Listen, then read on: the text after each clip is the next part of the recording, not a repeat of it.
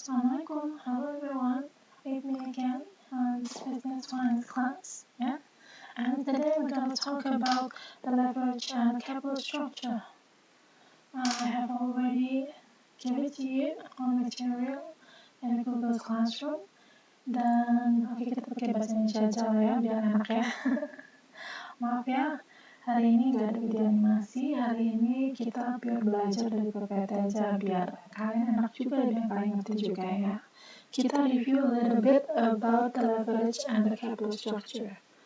Mungkin ada di antara kalian yang ingat kalau waktu itu kita ngelakuin ini, maksudnya kita belajar ini di class investment and capital opportunities, right? Now, kita ingat-ingat lagi ya. Basically for the learning goals is still the same ya. Jadi ingat-ingat aja pokok poin utamanya yang sekarang kalian harus belajar lagi itu adalah main things about leverage, capital structure, breakeven analysis, lalu understanding the operating financial atau leverage, lalu mendeskripsikan types of capital external, internal, and also the capital structure theory ya. Lalu kalian belajar gimana caranya menentukan optimal capital structure dan discuss EBIT-EPS and review the return and risk of alternative capital structure. Let's move on ya. Saya nggak akan ngomong banyak-banyak soalnya technically you guys already learned about this one and investment capital opportunities. So now we're going to review only all the main key things that you need to understand completely. Okay? Basically, what is the leverage? The leverage refers to the effects that the fixed costs have on the returns that shareholders earn. With a high leverage generally results in a higher but more volatile returns. And the fixed costs, they are costs that do not rise and fall with changes in firm sale. Okay? Lalu ada variable cost yang dia itu berubah-ubah sesuai dengan changes in firm sale. Ya? Don't forget, capital structure itu adalah mix of long-term debt and equity maintained by the firm. Sekarang kita move on to the operating leverage, lalu financial leverage and the total leverage. Total leverage basically itu adalah jumlah dari operating and financial leverage. It is concerned with the relationship between the firm sales revenue and also the EPS or earning per share. Ya. Meanwhile, operating leverage itu adalah concerned with the relationship between firm sales revenue and EBIT atau operating profits. Jadi operating leverage itu yang lebih related sama bagaimana kegiatan dia operasinya ya dari EBIT-nya. Lalu financial leverage-nya itu concern with the relationship between EBIT dan EPS. Financial leverage itu dari hubungan operasional dengan EPS, performance value secara keseluruhan. Lalu operating leverage-nya itu adalah performance sales dengan operasionalisasi atau efisiensinya manajemen terhadap sales. Oke? Dan total leverage adalah gabungan dari semuanya. Di sini kalian bisa lihat general income statement, format and types of leverage. Operating leverage ya. Itu mulai dari sales revenue less cost of goods sold itu jadi gross profit. Lalu less operating expenses jadi EBIT. Lalu less interest minus net profit before tax ya. Operating leverage itu dealing dari sales revenue sampai akhirnya dia ke EBIT. Oke, di sini kalian bisa lihat, berarti artinya operating leverage itu related dari efisiensinya manajemen ya terhadap sales revenue seperti apa. Oke, lalu sedangkan financial leverage itu dealingnya dari EBIT less interest jadi net profit before taxes. Lalu less taxes jadi net profit after taxes, lalu less preferred stock dividends jadinya earnings available for common stockholders, dan related to EPS. Ini adalah financial leverage. Jadi financial leverage itu dealing sama general administrative expenses, interest expenses, stock dividends also, yeah. It's much more related to the internal management. Meanwhile, for the operating leverage, it's much more related to the external one because it is related much more to the sales revenue rather than the internal leverage one. Internal expenses, I meant. Okay? Here you can see the total leverage. Total leverage basically is a sum from the operating leverage plus the financial leverage. Ini adalah gabungan dari operating leverage plus financial leverage, which is artinya total leverage itu artinya menggambarkan keseluruhan aktivitas di dalam firm, right? Ya. Break sebentar ya. Minum dulu.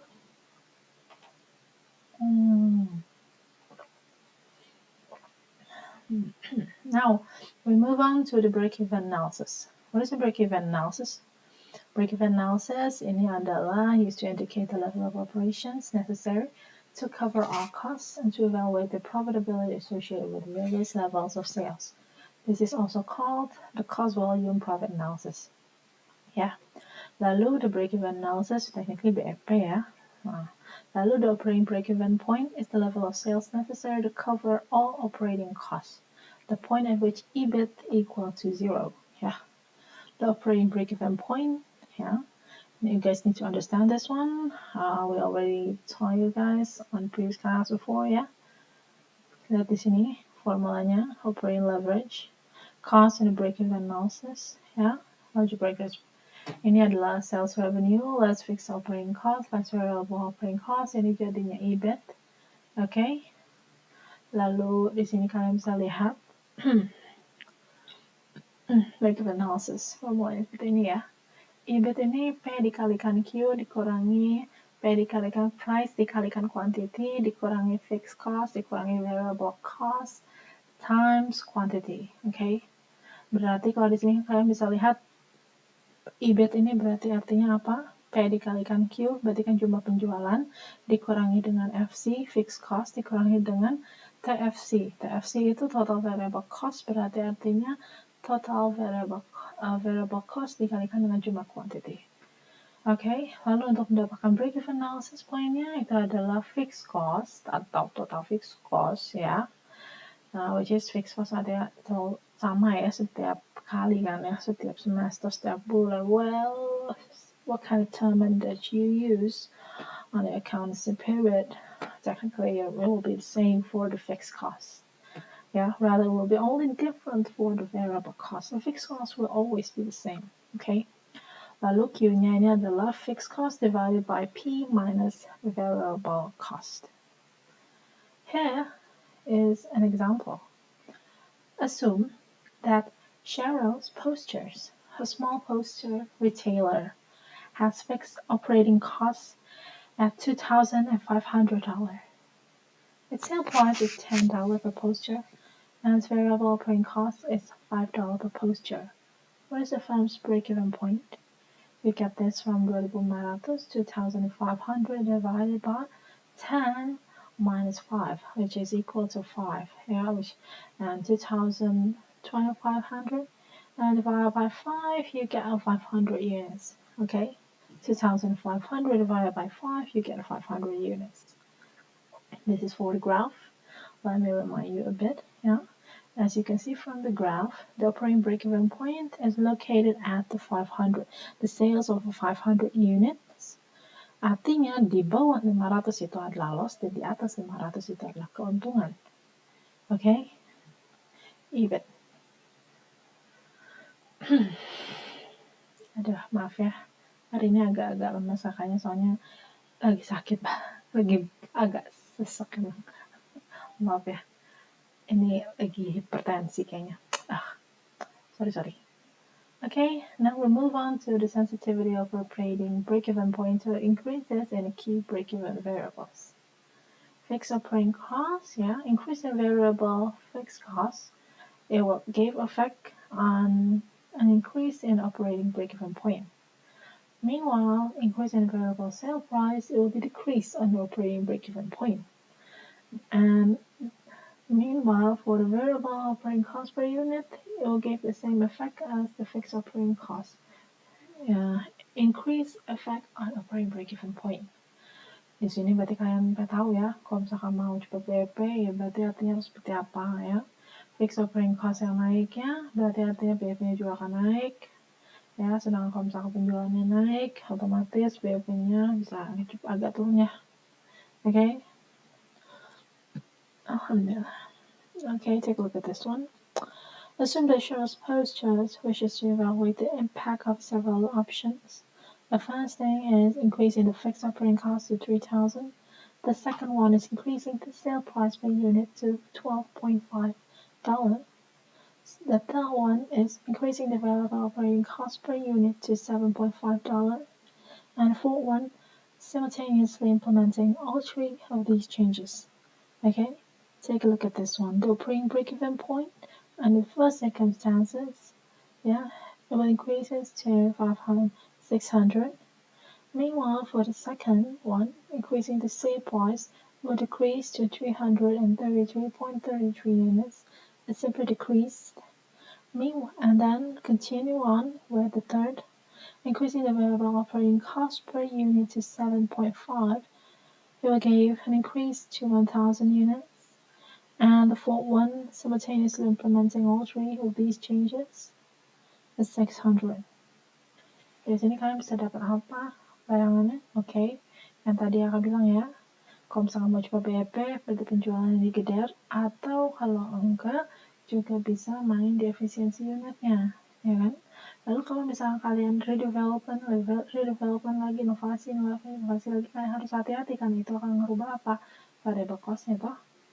Yang akan lebih banyak berubah variable cost-nya, kalau fixed cost-nya, oke lah kalau fixed cost-nya orangnya, tapi kalau misalkan itu akan sangat terkena kan. Nah, itu akan lebih lama lagi BEP-nya. So, you guys need to mention, sesuaikan dengan profil perusahaan kalian, ya, target perusahaan kalian, vision mission seperti apa, kalau kalian turunkan, jangan lama-lama, oke?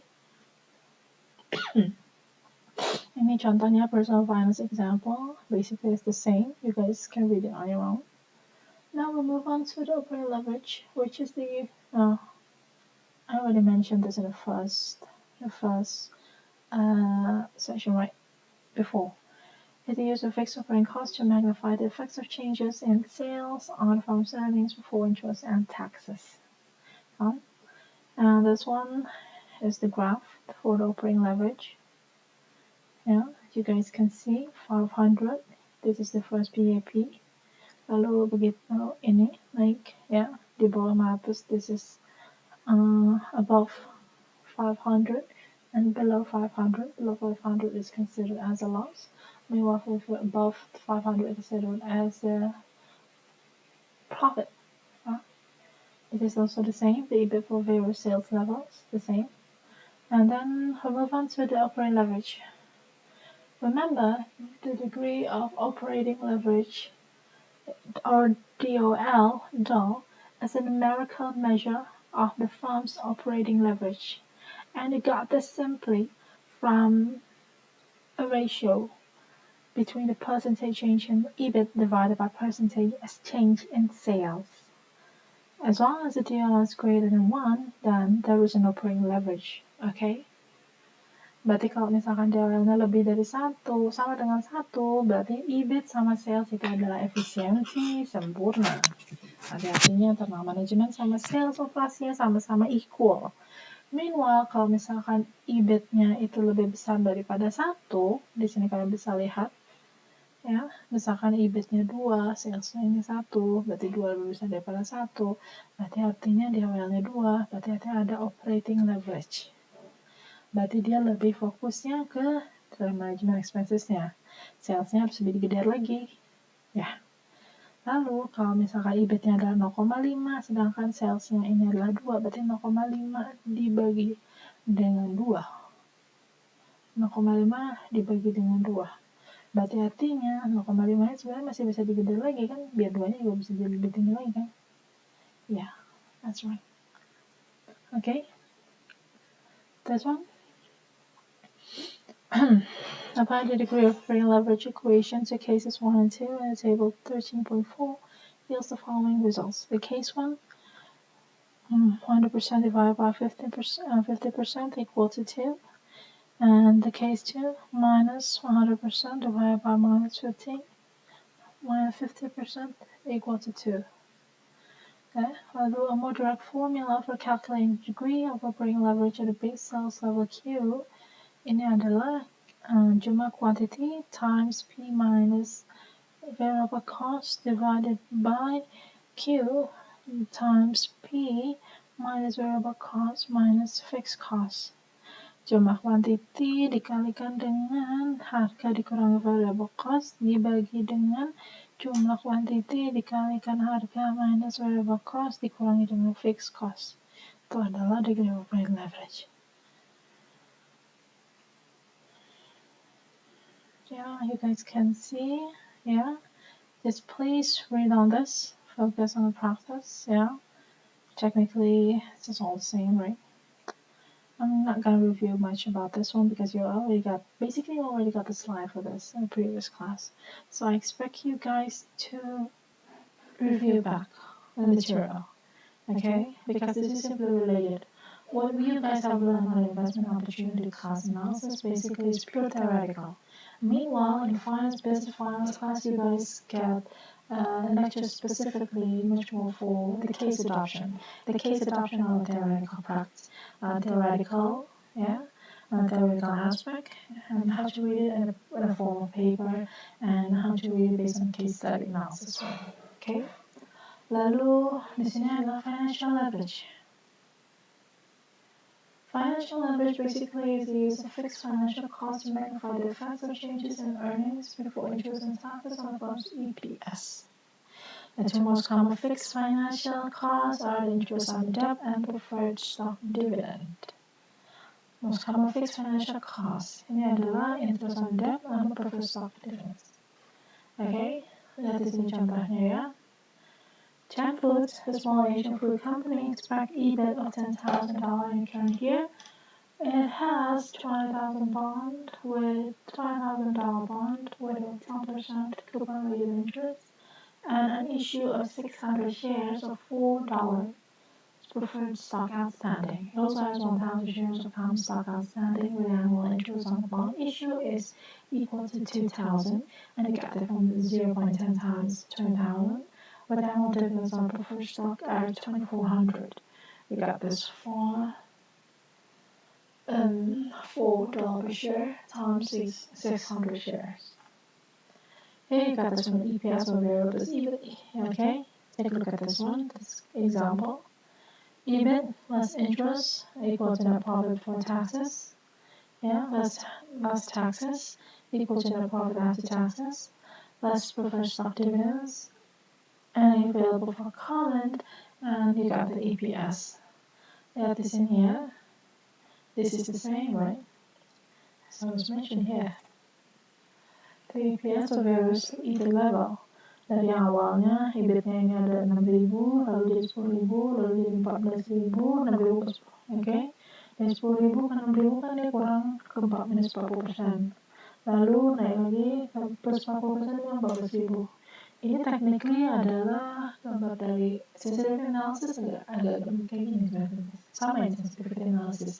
Keadaan optimalnya, kalau misalkan penjualan kalian ya, konsep penjualan kalian, konsep bisnis kalian. Berarti artinya misalkan 10.000, 2.000, minus 8.000, jadi 200, 4.800, oke. Jadi EPS-nya jadi 2,4 kan. Ini adalah keadaan optimal. Pada saat perusahaan kalian ya normal aja sesuai dengan target. Lalu pada saat pasar berkurang, minus 40%. Ini adalah the worst thing, the worst period ya. Berarti skenario pesimistik. Kalau kalian expect-kan itu marketnya akan turun sudah 40%, ya udah tinggal dihitung aja. Jadi EPS jadi 0. Lalu kalau misalkan pasar lagi positif atau lagi optimis, demand lagi naik, masyarakat lagi butuh, kemudian bisa lebih banyak, penjualan lebih oke, ya udah. EPS bisa naik sampai 4,8. Oke, berarti artinya fair value kalian juga bisa naik jadi 4,8. Oke, nah ini ada hitungannya, yaitu DFL, which is the percentage change in EPS divided by EBIT. Kalau misalkan di DFL-nya ini greater than 1, dan ada financial leverage. Oke, kalau misalkan seperti EPS-nya misalkan 2, EBIT-nya itu adalah 1. Berarti artinya ada financial leverage, ada keuntungan di situ kan ya. Tapi sedangkan kalau misalkan EPS-nya itu 1, EBIT-nya itu adalah 2, berarti artinya ini tidak ada, berarti artinya manajemen masih kurang fungsi dan sempurna, itu berarti kayak gitu. artinya EPS-nya masih bisa lebih ditinggalkan lagi. Berarti kalau misalnya kayak gitu, berarti kamu harus lihat administrasi, general administration-nya. Bisa jadi bunga, bisa jadi pengalian kebanyakan lah, bisa jadi juga kalau misalkan ini bayar bunganya ketinggian, ya. Nah itu, atau kalau nggak kamu banyak ngasih preferred stock dividend-nya, itu salah harganya, ketinggian berat di situ. Makanya jadi kurang maksimal, ya. Kalian bisa lihat di situ sebenarnya. Same, this one. Personal finance example, you guys can read it on your own, the same also. Yeah. Remember, the total leverage is actually, total leverage basically is the sum of the use of fixed costs, both operating and financial, the sum of the operating leverage and also the financial leverage to magnify the effects of changes in sales on the firm's earnings per share.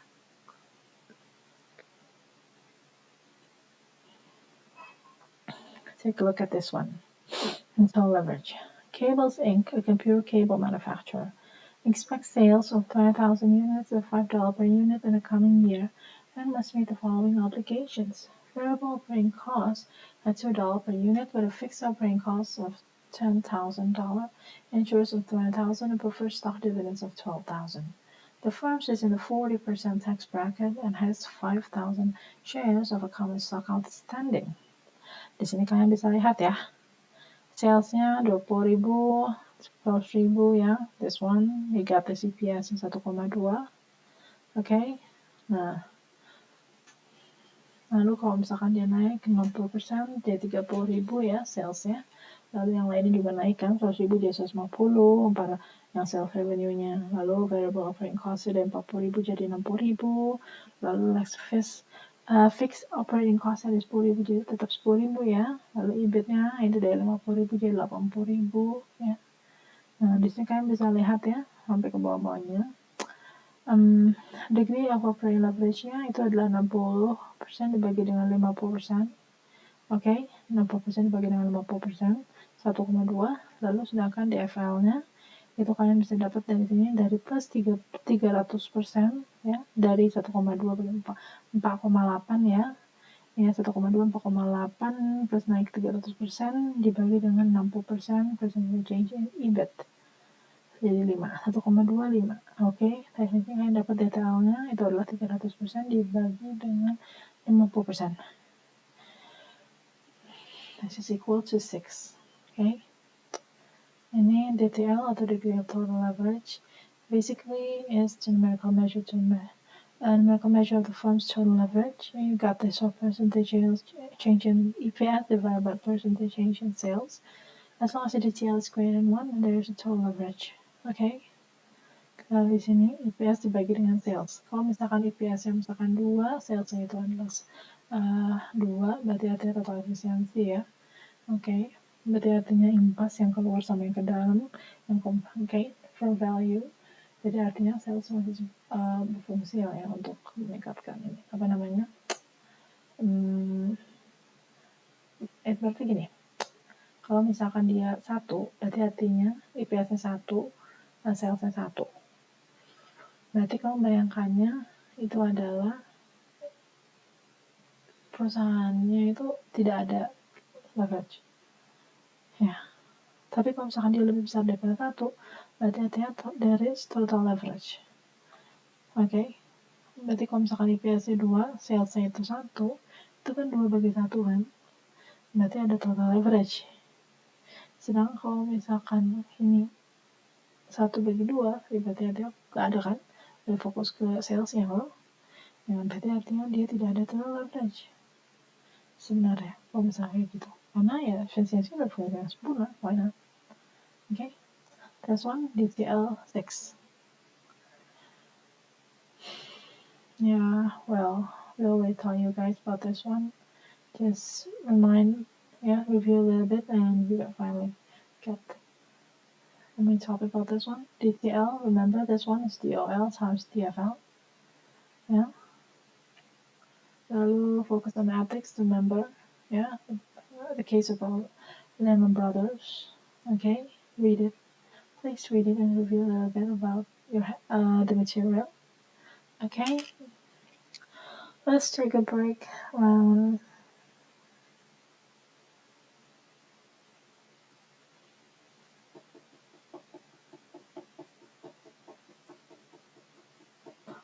minutes. Okay.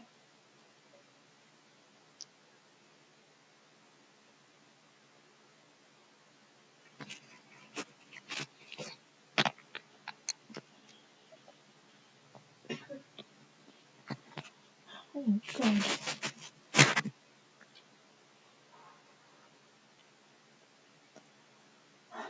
This whole thing is killing me.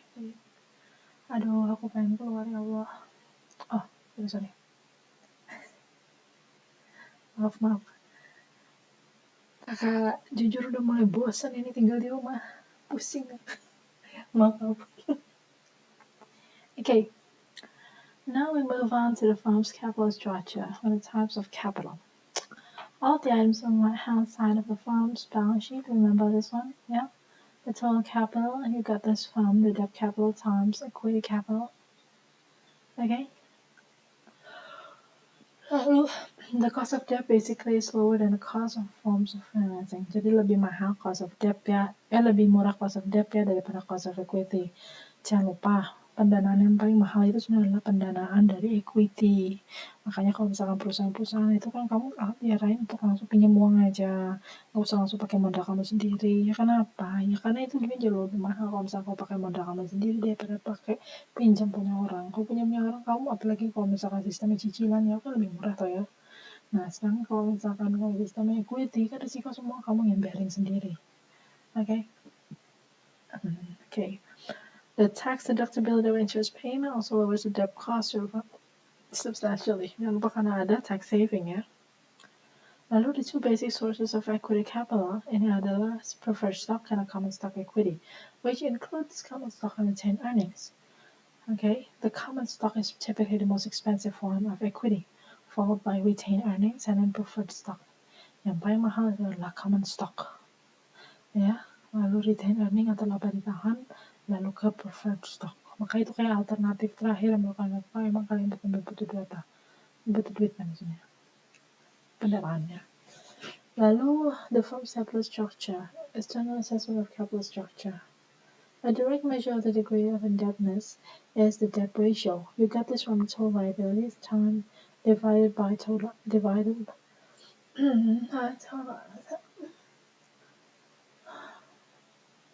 But the higher this ratio is, the greater the relative amount of debt in the firm's capital structure. Yeah. This is the same also. Please read it on your own because this is basically the same. I'm not going to review much about this one because you already got this one, the capital structure theory. Basically gimana caranya untuk kalian bisa menentukan ya. Lihat di sini, contoh soalnya aja yang kita bahas. The Cox Company current capital structure ini adalah seperti ini. Long-term debt is 0, common stock equity 500, total capital 500. Lalu di sini kalian lihat debt ratio 0, total asset 500, debtnya 1 kali 2, ya ini adalah 0 kali 500, dapat 0. Equity 2 kurang 2 kali 3, berarti 500 kurangin 500.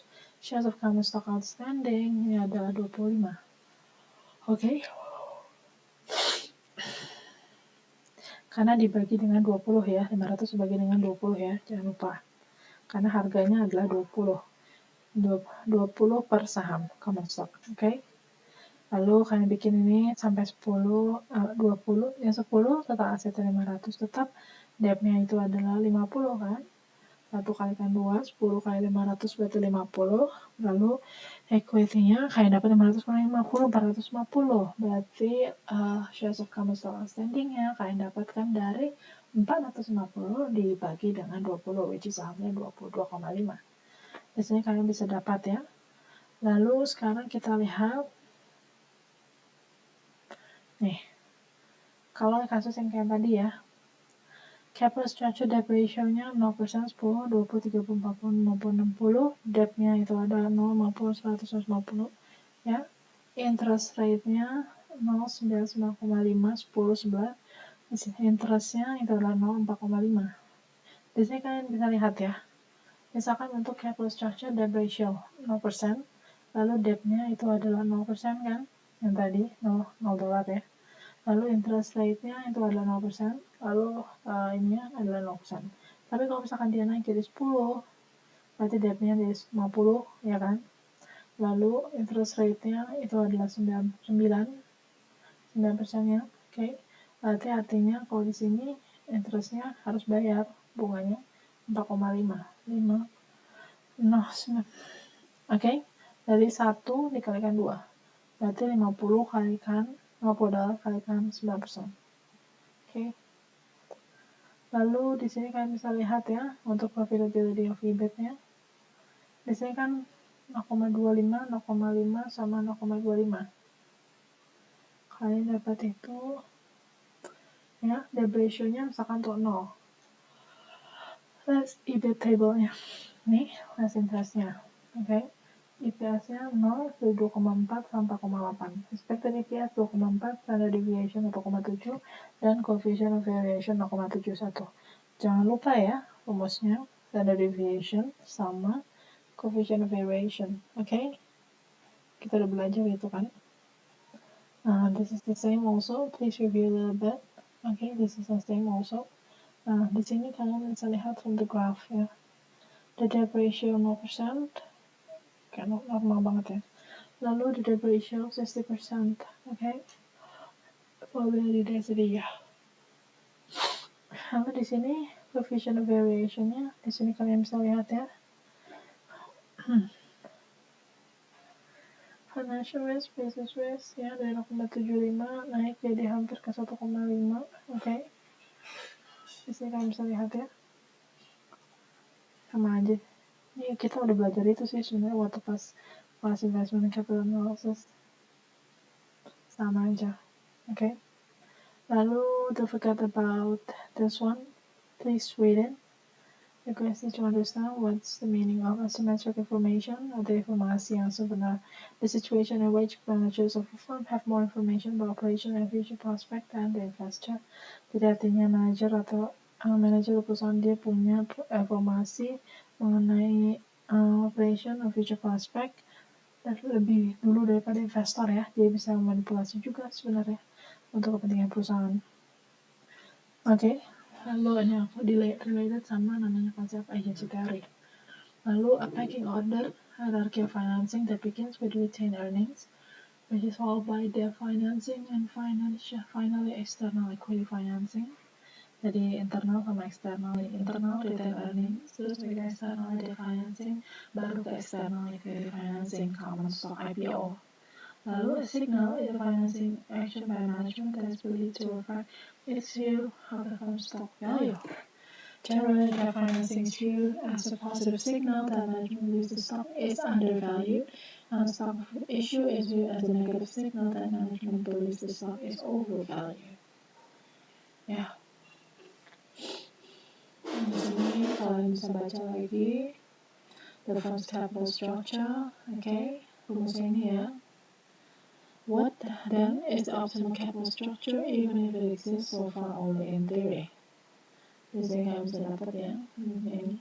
Berarti EBIT dikalikan 1 minus T dibagi dengan RA, weighted average cost of capital.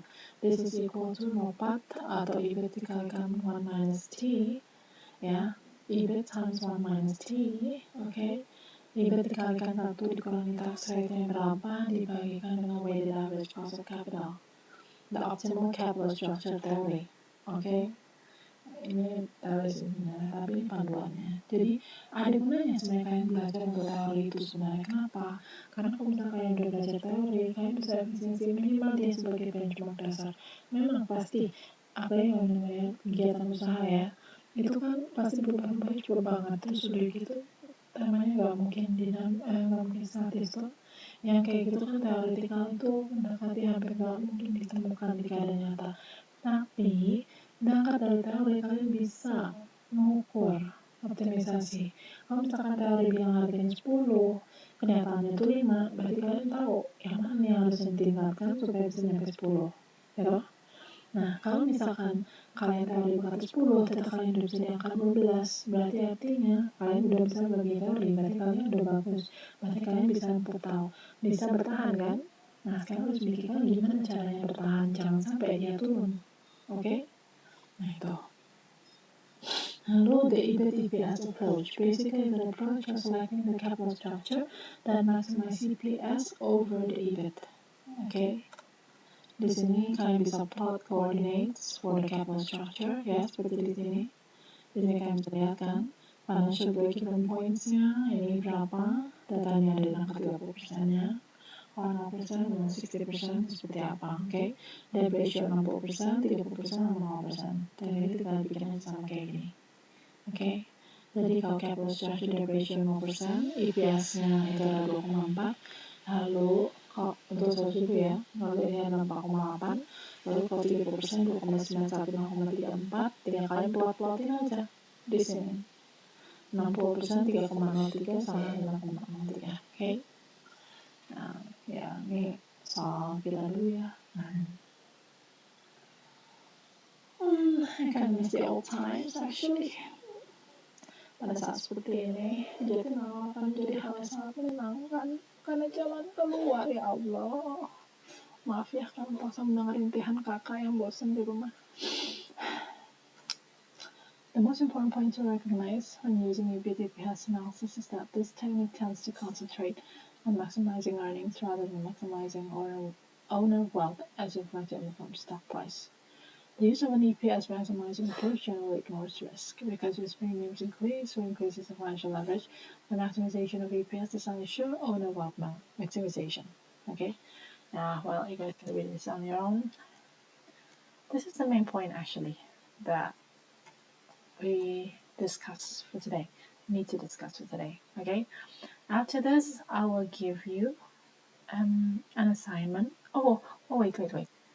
Let me review a little bit about the case that I told one of your class members. This one, right? Ya, sekarang pasti artinya kalian udah ahli dalam baca paper. Ya kan? Baguslah, kakak mah belum.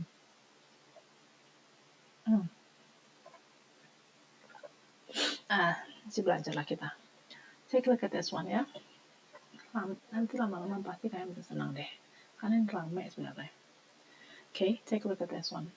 Evaluating mutually exclusive projects with capital budgeting techniques. Well, this is a review a little bit about the capital budgeting techniques ya. Jangan lupa ya, di sini ada net present value, lalu ada IRR. Kakak harap kalian bisa ngerti di mana keunggulannya dari net present value, di mana keunggulannya dari IRR. Lalu mutually exclusive project seperti apa? Di mana project A sama project B. Project B itu sifatnya seperti apa? Yang satu menggantikan yang lain atau dua-duanya bisa dipilih. Ya toh?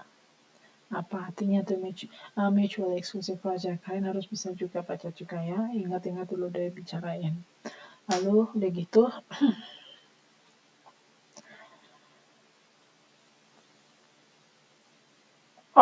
wait a bit. Net present value, payback period, jangan lupa ya. Kelemahannya dari payback period itu seperti apa? Kenapa payback period itu lemah?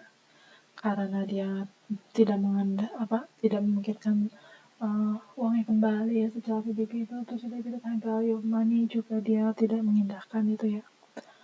Which sebenarnya ada namanya unsur time value of money.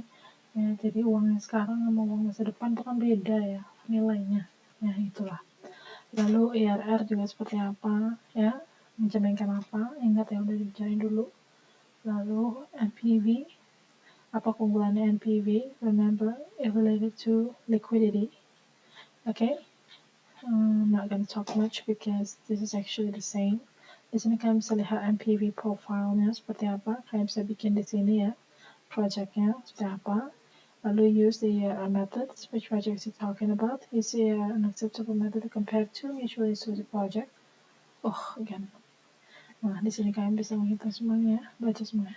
Technically, yeah, we already talked about this one in previous week, right? So I think it shouldn't be a problem to you guys, actually.